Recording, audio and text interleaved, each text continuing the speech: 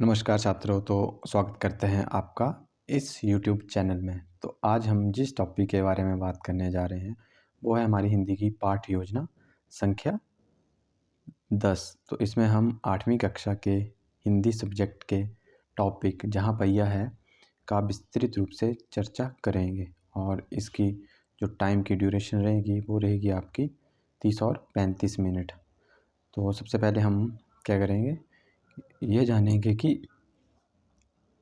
जब हमने lesson plan शुरू करना है तो हम किस प्रकार से शुरू करेंगे। सबसे पहले हमने क्या करना है, अनुदेशनात्मक उद्देश्यों की एक लिस्ट बनानी है या हमने आज बच्चों को क्या क्या पढ़ाना है ये सुनिश्चित करना है। ये सुनिश्चित करने के बाद आप क्या करोगे, जैसे इन्होंने शुरू में सुनिश्चित किया है कि पाठ व लेखक का नाम प्रत्यक्ष स्मरण करने में, सेकंड है पाठ की व्याख्या करने में, थर्ड है पाठ का भाव स्पष्ट करने में, चौथा है पाठ में आए कठिन शब्दों के अर्थों को जानने में, और पांचवा है पाठ में निहित मुहावरे, लोकोक्तियों तथा कठिन वाक्यों से परिचित होने में।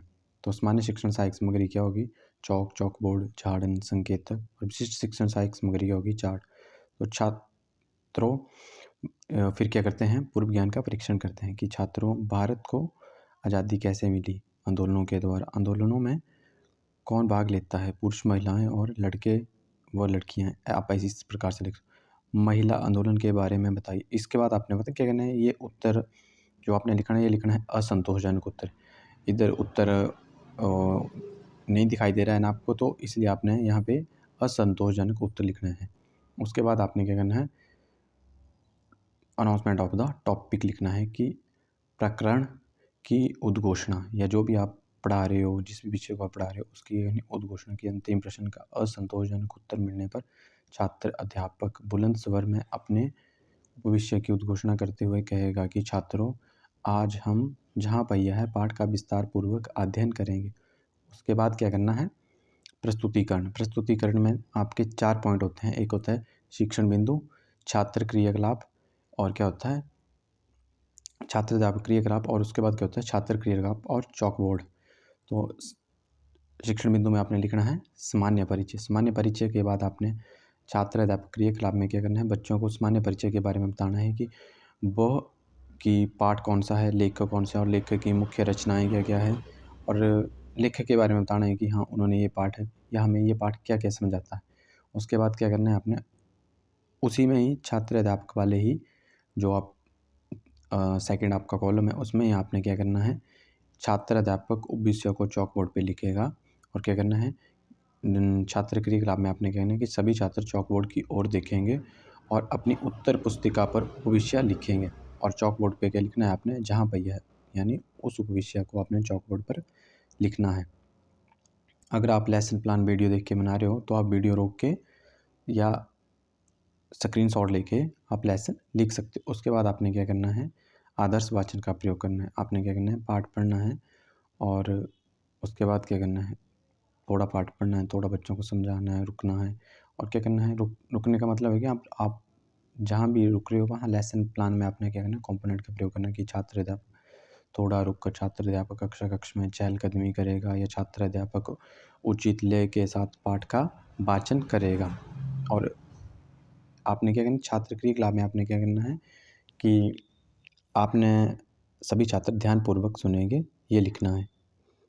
तो आप इस प्रकार से कर सकते हो। जैसे आपने आदर्श वाचन आपका खत्म होता है तो आपने लिखना है कि छात्र अध्यापक अपनी वाणी में विराम देगा। और उसके बाद क्या करना है, आपने जो आपका अगला शिक्षण बिंदु होगा वो होगा उच्चारण अभ्यास। उच्चारण अभ्यास में आपने क्या करना है कि बच्चों से जो भी उस पाठ में कठिन वाक्य हैं उनका क्या करना है, उच्चारण मतलब अभ्यास करवाना है उनसे बार बार पढ़ा के। तो क्या करना है, आप उन शब्दों को चौक बोर्ड पे भी लिख सकते हो। तो आपने उसमें कंपोनेंट का प्रयोग करना है कि छात्र अध्यापक कठिन शब्दों को चौक बोर्ड पर लिखेगा तथा सभी छात्रों से उच्चारण अभ्यास करवाएगा। और छात्र क्रियाकलाप में आपने लिखना है कि सभी छात्र कठिन शब्दों का उच्चारण अभ्यास करेंगे। उसके बाद आपने क्या करना है, अगर आप इस प्रकार का फ्लैश कार्ड या छोटा मोटा कुछ भी चित्र के जरिए बच्चों को समझाएंगे तो वो बहुत आसानी से समझेंगे। आप इस प्रकार से चित्र भी बना सकते हो। जहाँ पहिया मतलब एक साइकिल की बात हो रही है कि इस पाठ में क्या हो रहा था कि आंदोलन की बात हो रही थी, महिला आंदोलन के बारे में। तो क्या करती थी महिलाएं, महिलाओं ने आंदोलन घर की गृहस्थी से निकलने के लिए महिलाओं ने क्या किया था, साइकिल का प्रयोग किया था। तो इस प्रकार क्या है, साइकिल, ये पूरी कहानी ही साइकिल पर ही टिकी हुई है। जो भी पाठ की पूरी आपको सारे वो क्या है कि उन्होंने आंदोलन किसके ज़रिए चलाया था, साइकिल के ज़रिए। वो साइकिल पर ही घर का काम कर लेती थी, साइकिल पर ही दुकान जाती थी। उन्हें क्या हुआ, किसी पर आश्रय निर्भर रहने की ज़रूरत नहीं थी। इसलिए आप इस प्रकार का चित्र भी बना सकते हो। उसके बाद आपने क्या करना है कि अनुकरण वाचन। अनुकरण वाचन का अर्थ है कि छात्र अध्यापक छात्रों से एक एक करके पाठ का अनुकरण वाचन करने के लिए कहेगा। तो जैसे इन्होंने लिखा है कि विशाल आप पाठ का अनुकरण वाचन कीजिए। विशाल पाठ का अनुकरण वाचन करेगा तथा सभी छात्र ध्यानपूर्वक सुनेंगे। उसके बाद क्या करना है आपने कि जो भी आपने उच्चारण अभ्यास करवाया उसी के आप शब्दों का प्रयोग करके कठिन शब्दों के अर्थ बच्चों को बता सकते हो।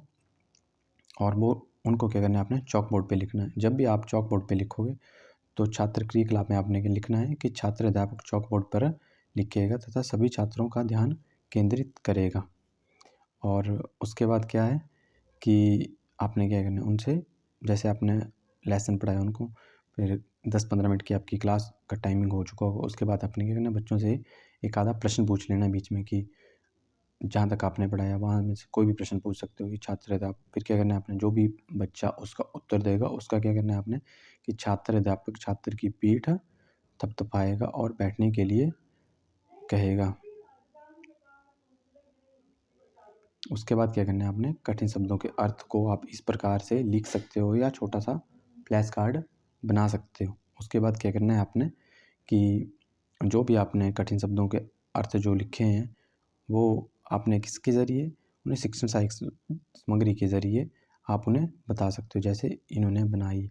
उसके बाद क्या होगा, आदर्श वाचन कि फ़ातिमा, इस प्रकार से आपने पढ़ना है कि फ़ातिमा एक माध्यमिक स्कूल में पढ़ती है और उन्हें साइकिल चलाने का ऐसा चाव लगता है कि हर शाम आधा घंटा के लिए किराए पर साइकिल लेती हैं। फिर क्या करना है, छात्र अध्यापक थोड़ा रुक के आप इस तरीके से भी बच्चों को पढ़ा सकते हो। जब भी आप आदर्श वाचन में पढ़ा रहे हो, जैसे आपको लगा कि आपने उनको 5-7 लाइनें पढ़ा दी या बच्चे भी बोल रहे हैं, क्या करना है, छात्र अध्यापक क्या करते हैं, अपनी वाणी में परिवर्तन करते हैं, उन अलग तरीके से समझाने की कोशिश करते हैं ताकि बच्चे का क्या हो, रुचि बनी रहे क्लास में। उसके बाद क्या करना है कि उच्चारण अभ्यास करना है कि उच्चारण अभ्यास तो मैंने आपको पहले भी समझाया कि क्या करना है, कठिन शब्दों को जो भी लगता है कि पाठ में है उनको क्या करना है, बच्चों से वो खुद भी बोलने और बच्चों को भी साथ साथ में बोलने के लिए कहना है। इससे क्या होगा कि वो भी अच्छे से उच्चारण करना सीखेंगे शब्दों का। उसके बाद क्या है कि अनुकरण वाचन कि आपने क्या करना है कि छात्र अध्यापक छात्रों से एक एक करके अनुकरण वाचन का कि वो खड़े होकर क्या करेंगे, पाठ को पढ़ेंगे एक एक करके। जैसे आपने बोल दिया कि क्लास में रोल नंबर 1 पाठ पढ़ेगा, फिर रोल नंबर 2, तो इस तरह से क्या है वो क्रमबद्ध रूप से क्या करेंगे, पाठ का वाचन करेंगे। उसके बाद क्या करना है कि उनको कठिन शब्दों के अर्थ को आप चॉक बोर्ड पे लिख के समझा सकते हो। फिर उसके बाद आप फिर से उससे प्रश्न पूछ सकते हो कि आंदोलन के लिए महिलाओं ने किस वस्तु का प्रयोग किया। तो इधर इन्होंने नाम लिखा है, केशव आप बताइए, आप जिस भी कक्षा को पढ़ा रहे हैं और जहाँ पे जिन भी बच्चों का नाम होगा वो आप लिख सकते हो। तो केशव जवाब देता है कि आंदोलन के लिए महिलाओं ने साइकिल का प्रयोग किया। तो आपने, अब बच्चे ने उत्तर दिए तो आपने क्या करना है, उसको मोटिवेट करना है यानी पुनरावलन देना है। तो आप क्या करोगे कि शाबाश, बैठ जाइए, या बहुत अच्छे, इस प्रकार से आप बच्चे को बोल सकते हो। उसके बाद क्या है, मौन वाचन। जब भी आपकी क्लास ख़त्म होने वाली हो या 2-4 मिनट रहते हैं आपकी क्लास में, तो आपने क्या करना है, अध्यापक छात्रों को बिना आवाज़ किए पाठ का मौन वाचन करने को कहेगा। सभी छात्र बिना आवाज़ किए मौन वाचन करेंगे। उसके बाद क्या है, अपने जैसे आपका लेस टाइम ख़त्म होने वाला है क्लास को, तो आपने क्या, पुनरावृत्ति फिर से बच्चों को क्या बोलना है कि छात्र अध्यापक अपने उपविषय की पुनरावृत्ति करते हुए कहेगा कि छात्रों, आज हमने जहाँ पहिया है पाठ के बारे में अध्ययन किया और उसके क्या थे मुख्य मुहावरे, लोकोक्तियों, कठिन शब्दों का विस्तार पूर्वक अध्ययन किया। वो क्या है, समराइज़ कर देना है आपने कि आज अब आपने बच्चों से किस विषय के बारे में चर्चा की। उसके बाद क्या है, मूल्यांकन। मूल्यांकन का तो मैंने आपको पहले भी बताया है कि जिस प्रकार से आपके अनुदेशनात्मक उद्देश्य होते हैं, आपके जो भी आपका मूल्यांकन होगा वो भी उसी प्रकार से होगा। जैसे इनका प्रश्न नंबर 1 है कि पाठ तथा लेखक का नाम बताइए। तो इनका अनुदेशनात्मक उद्देश्य भी था पाठ तथा लेखक का नाम प्रत्यास्मरण करने। और जो आपका सेकंड है इसमें है पाठ की व्याख्या कीजिए। थर्ड है पाठ का भाव स्पष्ट कीजिए। चौथा है पाठ में आए कठिन शब्दों के अर्थों को बताइए। पाँचवा है पाठ में निहित मुहावरे लोकोक्तियों वो कठिन वाक्यों के बारे में बताइए। उसके बाद आपने बच्चों को क्या करना है, गृह कार्य देना है। गृह कार्य आपने हमेशा ही उनको चॉक बोर्ड के ऊपर ही या ब्लैक बोर्ड के ऊपर ही लिख के देना है। तो ये थी आप 8वीं कक्षा की आपकी पाठ योजना संख्या 10। तो जहाँ पहिया है इस विषय के बारे में हमने विस्तार पूर्वक से चर्चा की आज। अगर आपको वीडियो अच्छी लगी हो तो आप वीडियो को लाइक, शेयर और चैनल को सब्सक्राइब अवश्य कर सकते हो। धन्यवाद दोस्तों, आपका दिन मंगलमय हो।